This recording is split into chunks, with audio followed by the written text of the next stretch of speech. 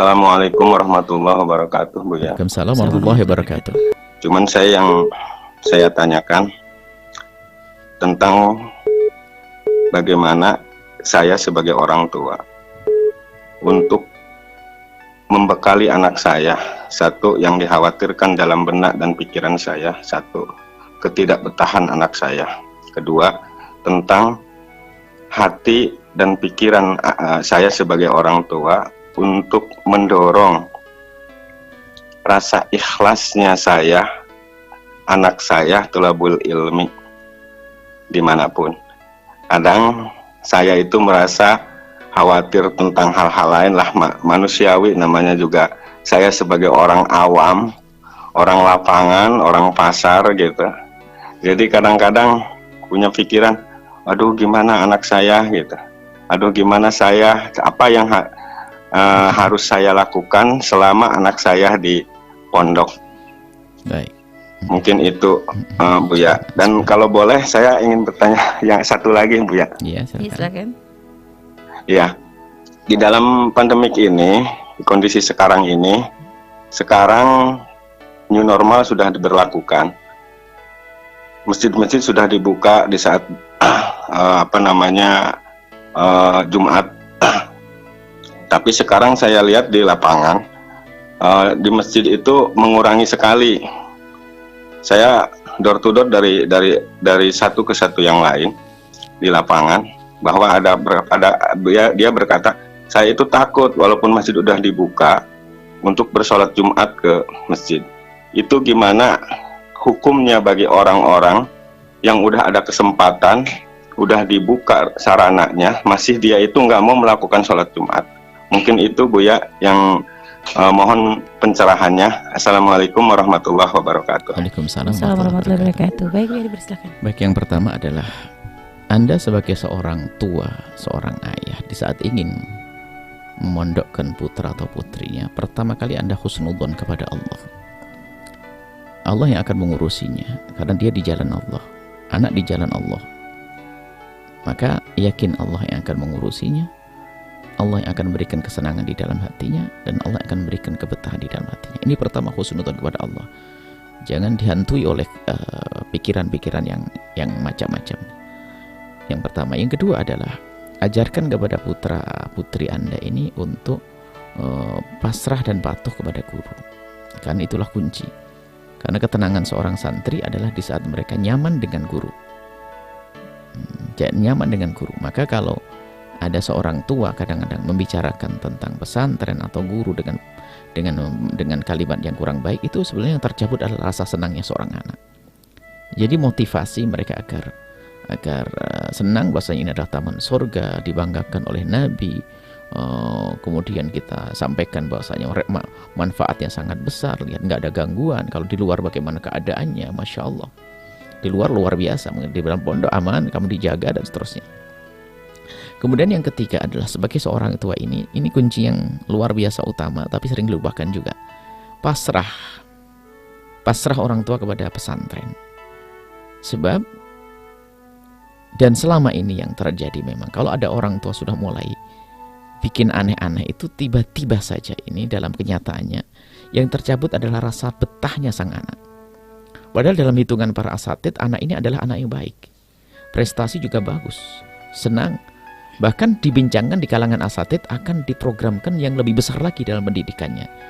Cuman karena orang tuanya suka melanggar, orang tuanya itu adalah melanggar pondok, biarpun tidak diketahui oleh gurunya atau orang tuanya kurang pasrah, tiba-tiba sang anak ini di saat mau dibesarkan itu nggak bisa. Tiba-tiba saja ada tidak betah, lalu ingin macam-macam, ada alasan. Maka dari itu ini termasuk kunci yang luar biasa yang sering dilupakan oleh para wali santri adalah pasrah. Pasrah dan serahkan. Kan sebelum menyekolahkan anak kan sudah milih tempat.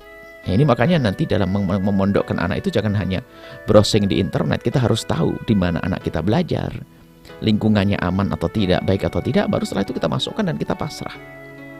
Memberikan kritikan sifatnya membangun, ya boleh-boleh saja, kan, tapi kalau bahasa yang menjadikan ketika bahasa kurang pasrah kepada pesantren, itu akan menjadikan di anak itu sendiri tidak betah. Nah, Itu tidak bisa dibohongin, karena di tarbiyah ini tarbiyah bukan tarbiyah akliyah saja, tapi ada tarbiyah ruhiyah, ada rohaniyahnya. Batin itu sangat diperhatikan dalam dunia pesantren, karena batin itu yang sambung antara guru murid, guru dengan murid, guru murid sampai kepada baginda Nabi Sallallahu Alaihi Wasallam. Itu mungkin yang terpenting. Kemudian jangan lupa rizki yang halal yang Anda kirimkan untuk anak-anak Anda. Ini yang keempat. Jangan sampai kita memberikan pada anak kita asal makanan. Karena apa? Itu yang akan saripatinya akan menjadi penggerak berpikir putra-putri Anda untuk memahami ilmu. Kalau ternyata penggeraknya adalah sesuatu yang kotor, maka ilmu itu tidak akan nyangkut dengan baik. Kalaupun dapat ilmu, menjadi ilmu tidak manfaat. Mungkin itu yang perlu kami sampaikan. Adapun masalah sholat Jumat, jadi Islam itu indah. Jadi sholat Jumat itu yang selama ini jarang disebutkan para ulama adalah uzur Jumatan. Uzur Jumat itu banyak. Jumat itu wajib, tapi banyak uzurnya. Bahkan termasuk uzur Jumat adalah mungkin di rumah Anda ada orang sakit yang Anda satu-satunya orang yang sangat disenangi olehnya. Ada yang lainnya, tapi Anda disenangi untuk menemani ibunda atau Anda, siapapun, anak Anda atau siapa, semoga Anda sehat semuanya. Anda harus menemani orang yang satu itu. Anda diperlukan oleh orang sakit, Anda tidak perlu Jumatan. Bahkan jika Jumatannya tempatnya tidak bisa mengamankan diri Anda yang, mohon maaf, diri kita ini berbau kurang bagus, ada aroma yang keluar dari kita yang tidak nyaman, atau menjadikan orang jijik, tidak usah Jumatan. Kita tidak boleh merepotkan di keramaian. Atau ada kekhawatiran kita di tempat tersebut. Ya, termasuk kasus problem virus ini, kalau betul ada kekhawatiran dalam diri Anda, bukan dibuat-buat ya. Allah Maha tahu. Kalau ada kekhawatiran, tidak perlu. Karena Islam tidak memaksa semacam itu. Karena kenyataannya Bapak ini dibuka ini adalah untuk mengembalikan syiar. Untuk mengembalikan syiar. Tapi harus tahu hukumnya di sini. Selagi memang wabah masih ada, kemudian di dalam hati kita masih ada kekhawatiran, maka tidak menghadiri pun tidak ada masalah menghadiri sholat Jumat. Tapi ya kan, jika menghadirinya sudah aman, misalnya sudah diatur perlengkapan datang, ya kita datang, misalnya ada masker, ada ini. Tapi intinya, selagi kekhawatiran di dalam hati, kalau memang dia khawatir, ya dia diperkenankan untuk tidak melakukan sholat Jumat. Bukan saja urusan penyakit ini, ada penyakit yang lain. Atau dirinya punya penyakit yang diduga akan menular, tidak usah sholat Jumat kok. Dia punya bau pun demikian, karena nggak boleh ganggu. Jadi kalau uzurnya sholat Jumat itu banyak sekali. Cuman ini yang sayang juga jarang disebutkan, sehingga ada orang yang seharusnya tidak wajib Jumatan memaksakan boleh, akan tapi kalau sampai merugikan. Bahkan suatu ketika ada sebuah penanya di negeri jauh di sana, ada bekerja, rupanya dia kalau harus sholat Jumat nggak ada Jumatan di kotanya. Terus gimana? Saya harus pergi 3 jam perjalanan. Saya bilang, kamu nggak wajib Jumatan, kecuali kamu niat sambil silaturahmi dengan kawan-kawan kaum muslimin yang ada di sana. Oke. Selagi jauh 2 jam nggak wajib Jumatan. Jangan kok 2 jam. Di tempat kita tidak ada tempat Jumatan, kemudian di kampung, di kecamatan sebelah itu juga nggak ada. Ada tapi nggak kedengaran, nggak wajib Jumatan kok kita. Akan tapi kita harus tahu ini urusan dengan Allah. Selagi memungkinkan kita harus sholat Jumat. Urusan dengan Allah, urusan keimanan. Urusan adalah rasa takut kepada Allah Subhanahu wa taala. Jangan membuat alasan-alasan yang tidak sesungguhnya. Allah Maha tahu. Jangan main-main. Setelah kami mengeluarkan kalimat begini, main-main. Wah, saya takut lah, dibikin penyakit sama Allah nanti. Jadi ini memang karena wabah ini kan betul-betul ada dan belum selesai, kan begitu. Nah, jangan dipaksain orang untuk seperti itu. Tidak boleh. Kalau Anda punya ketawakalan yang maksimal, Anda tidak boleh maksa orang lain tawakal seperti Anda. Anda mungkin seorang ustadz, nggak boleh maksa orang lain. Jangan paksain. Anda tawakal, oke Anda. Yang lain tidak punya keimanan seperti Anda.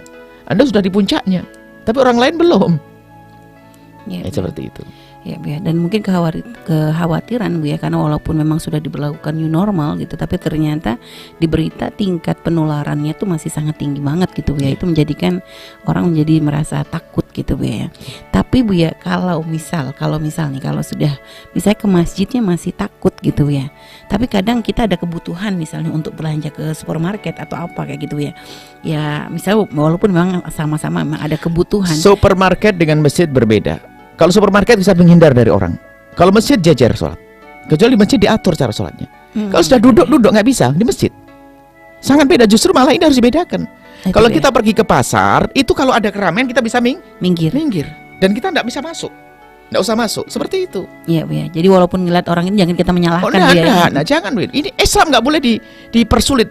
Ini Islam hakikat begini. Iya Bu ya. Baca di kitab-kitab udzur Jumat itu apa sih?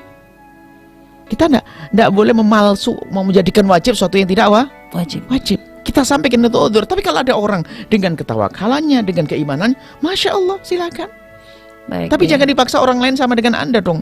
Islam nggak begitu. Islam nggak merepotkan orang.